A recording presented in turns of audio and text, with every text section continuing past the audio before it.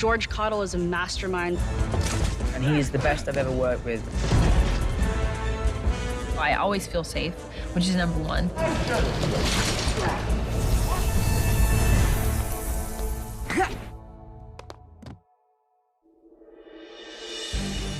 So we had 8 or 9 weeks of prep and rehearsal, and we put all of these fights together, and we tried to keep the tradition of what the fights and what the bad guys would normally focus on alive with that element, but also put our spin on it. George's whole team just have such a physicality that bring our story to life.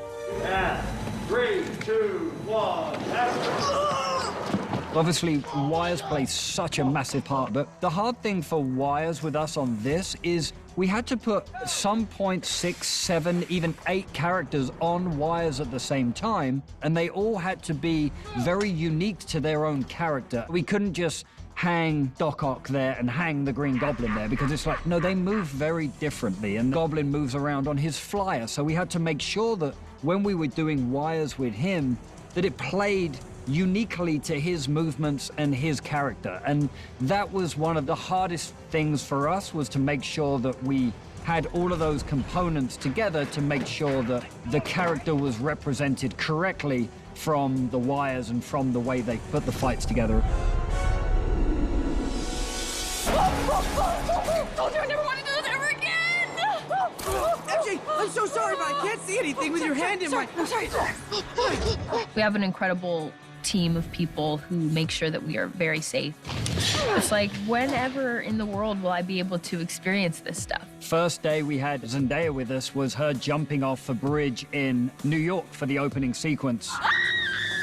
We had a scissor lift 55 feet in the air. We had 2, 100-foot cranes above her. Yeah, my first day of shooting was like, okay, we're gonna lift you up on a cherry picker and you're just gonna jump off. And I was like, well, this sounds familiar.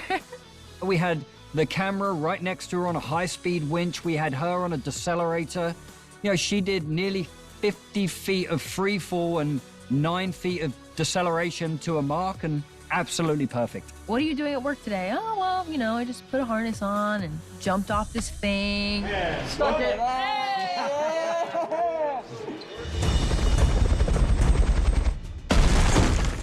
The fight in Happy's condo, we were all very excited about, because I think our main baseline was just, we're going to destroy this condo. They're going through buildings, they're crashing through walls. One of my favorite sequences in the whole movie. The Green Goblin is super strong, and he can take the abuse and the violence from Spidey. So that was a really interesting and exciting avenue for us to explore. You have Willem and Tom doing a lot of their own stunts and wanting to be part of the physical process. We wanted to make a Spider-Man fight that was violent, that he's going through walls, Goblin's going through walls, we're going through floors, and we just wanted to make it as big as it could be, as well as really play that Willem is a demented, evil character. Spidey isn't doing so good in the fight, and he's got Goblin against the wall, and he's just giving it all he can, and Willem is just doing this incredible reactions with his face, and then just stops and gives the Goblin, the laugh, but that, cackle. And everybody on set just stopped. It kind of made your hair stand on end. Whoa, that was so scary. All right, guys, focus up. You feel that?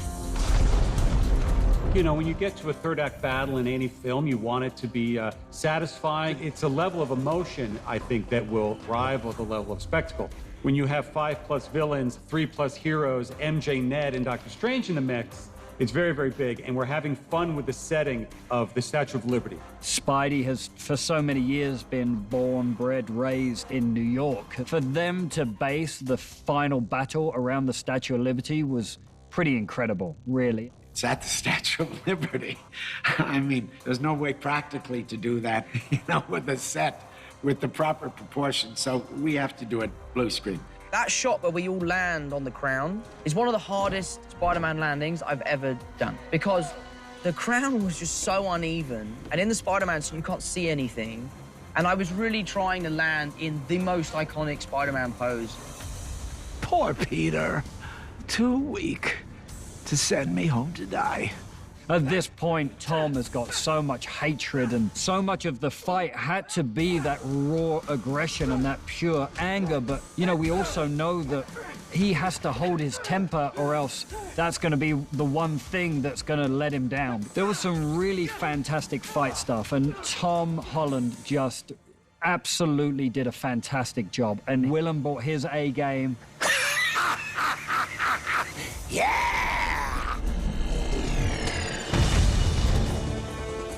I love George, and I have never once been injured.